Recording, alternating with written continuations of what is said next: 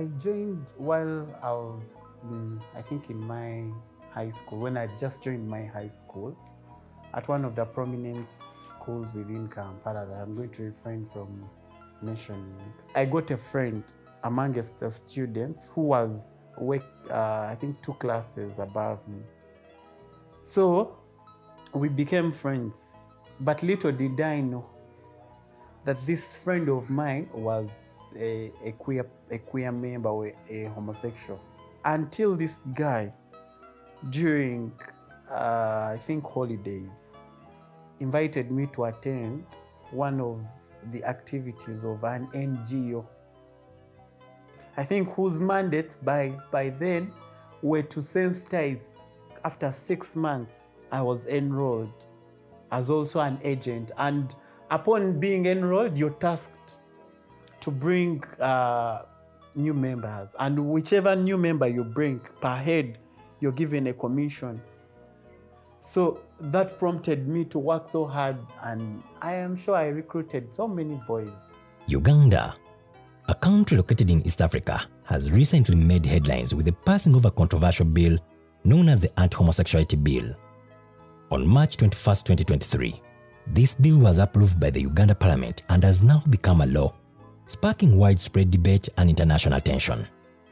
On May 29, 2023, President YOWERI KAGUTA signed the bill into law, officially making it illegal to engage in homosexuality activities, targeting what the law terms as promoters of homosexuality. Now, I want to congratulate the honorable members of parliament on your stand on they call homosexuals.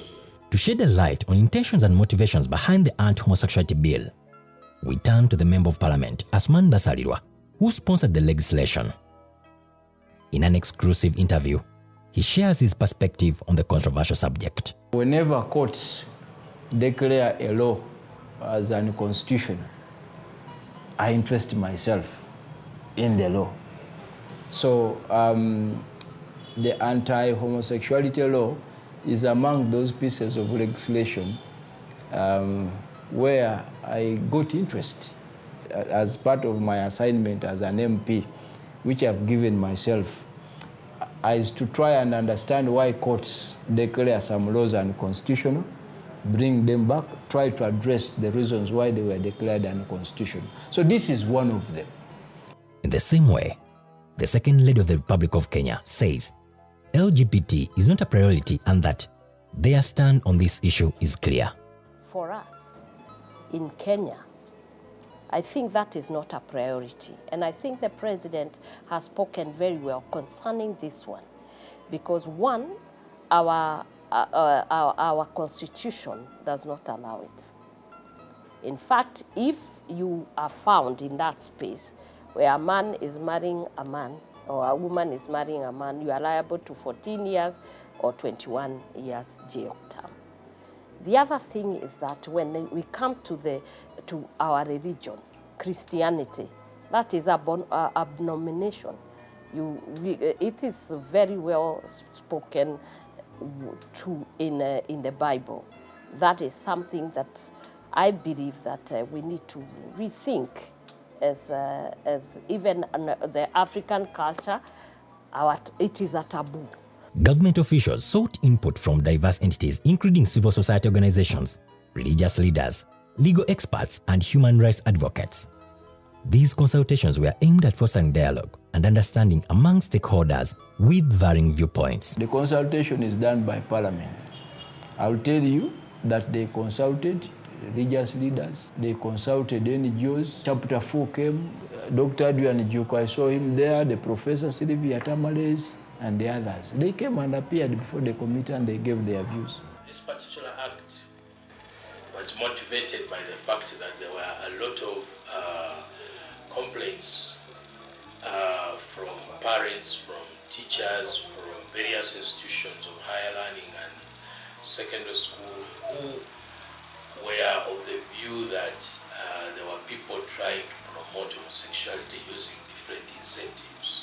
What is important for our schools, for our children, is to understand that this particular lifestyle is not universally acceptable and they should not fall prey to that. The rules of Islam are universal in nature.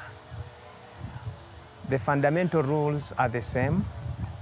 We only have some differences, maybe in some of the subsidiary rules. So when it comes to homosexuality, the position of Islam is that this is seen as an act of immorality.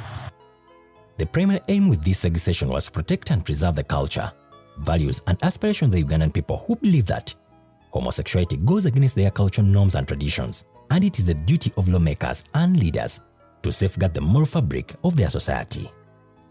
The implementation of the anti-homosexuality law in Uganda has not been without its challenges. Since its enactment, the government has faced legal actions with over 19 petitioners filing lawsuits against the law. It is now about government, it's about the country.